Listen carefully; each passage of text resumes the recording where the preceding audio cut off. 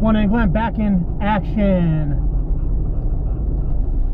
I'm getting ready to head over to do a transmission fluid change in my Jeep. Got a top secret location that I'm headed to.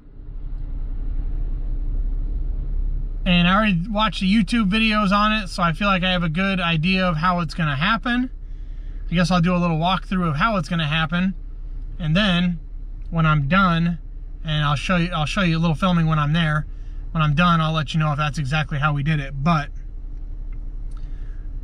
there's 6 bolts on the transmission pan. 2 in the front, 2 in the center of the pan, and 2 in the rear.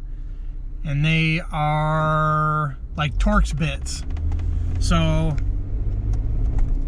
what we're gonna do is we're gonna loosen the first 4, not touching the back. Loosen the first 4, letting the whatever fluid drain out of there, and then as the fluid comes to a halt, we will loosen the rear 2. Probably just take the 2 out and then pull the pan out. So I also have a transmission filter and a new gasket we're gonna put on.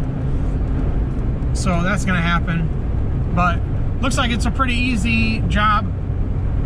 I'm glad I have a hookup of where to do it, so I'm not doing it in my garage.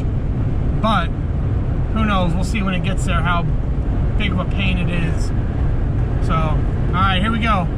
Install video, or the DIY video of transmission oil change coming up right now. So here's the oil or transmission pan of a 2015 Jeep JK. Here's your transmission filter. We're going to change that. This thing should just pull right out, snap out, and we're going to snap the new one back in. It has 6 bolts. The front 4 are pretty easy to get to.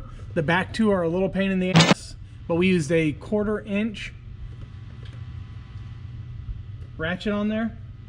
And then we had to use a swivel 1/4 inch on the back side there on the driver's side of this. And it just came straight down, so super easy. We're getting ready to swap the gasket out, clean it up a little bit, put the new filter in there, and put it back together. Super easy. I would recommend doing it probably in a shop unless you have a big square catch pan, because the transmission fluid goes all over the place. So big square catch pan would be good. Let's put this bad boy back together. All right, so the change out went pretty easy. It did go as I had described from watching the other YouTube videos. We did the front 2 bolts, middle 2 bolts, let it drain, took out the 2 rear bolts, dropped the little pan itself. We cleaned it all out. We got the magnet all cleaned off. There was just some normal wear and tear kind of grime in there. No flakes at all, which is a good thing. And we put it back together. We threw 5 quarts of oil in there, which is what Jeep Chrysler says is what is needed for just a regular pan change and not a full transmission fluid flush. So we put 5 quarts in there. When I get back to the house, I'll just double check it to make sure we are still good to go. No check engine lights, so we definitely have at least the minimum to put in there. But I'll give it a check when we get home. It was actually very easy. You can do it at your house, I would say, if you have a big enough catch pan.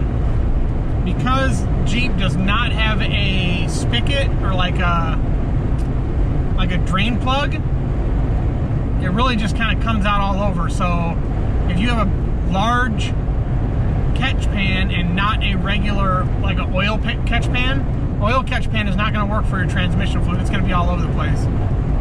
They do sell nice big square ones. I would recommend that. Again, very easy. I put in 5 quarts of ATF4 fluid back into it. We did change the transmission filter, which is no bolts. It's just unsnaps coming out and snaps back in going in. You do have to make sure it's seated. There's a little groove notch on the back side of it, so make sure it's seated properly. You might feel that it's all the way in and it won't be seated on that back little latch, so definitely double check that. super easy. I would say you can get it done, you know, pretty quick, and like I said, in your own garage. So, all right, save yourself some money, do that job on your own, just a regular old transmission fluid change. It was very easy. I did have help from a buddy of mine, but I do feel like after doing it once, I definitely could do it going around the second time. So, super easy. Big shout out to my boy for the help today. OneNGlen, getting back in action. Peace, YouTubers.